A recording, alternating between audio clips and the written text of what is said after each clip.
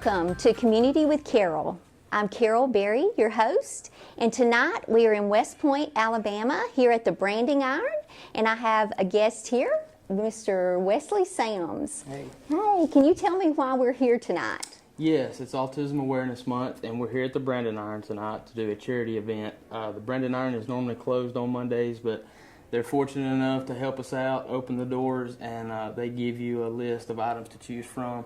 And a portion of the money that we raise will go to the Cullman Autism and Special Needs Support Group.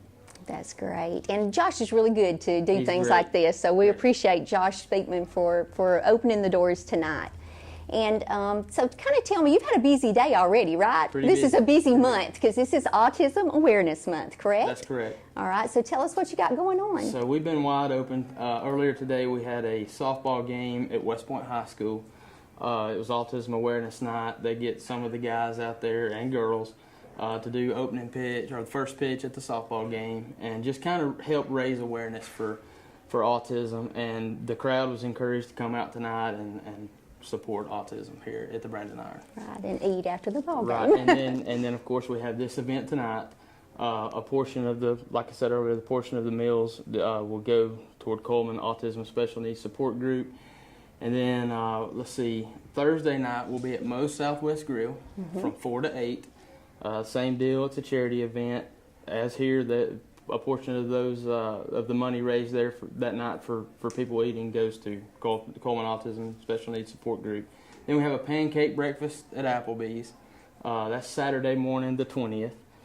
And then that's followed up by, not the next Monday night, but the 29th of April, we will be at the Dairy Queen in the South Cullman location. Wow, so there's a lot of awareness going on. That's wonderful. That's right. And so the money that you raise at these events, tell me kind of what you do with that money. The main thing we try to do is just educate people. We try to promote early intervention. The earlier you get your child diagnosed with ASD, autism spectrum disorder, the better chance they have or the better result they have down the line. You're doing yourself a favor, and most of all, you're doing your child a favor, because the quicker they get it diagnosed, the quicker they can see what your child lacks, and then they go from there and they build up on it, and that it just really increases your child's chances of overcoming. Right, but you also provide activities for the children. We do. We take them bowling. We have a bowling night like once a month, and then once a week we have a swim at the aquatic center in Cullman. And some of the games that, or some of the teams that participate at Field of Miracles, they benefit from the money, and it's just a really good organization that really lacks the funds that it needs. Right. And we're self-funded. So all of these charity events is all we're funded by, and then later on in October, right, we have the largest event, which is a fishing tournament. And my child, my son, my oldest child, he's 8 years old, and at the age of 3, he was diagnosed with ASD. And we knew something was lacking. We couldn't really put our finger on it, so we decided to have him tested.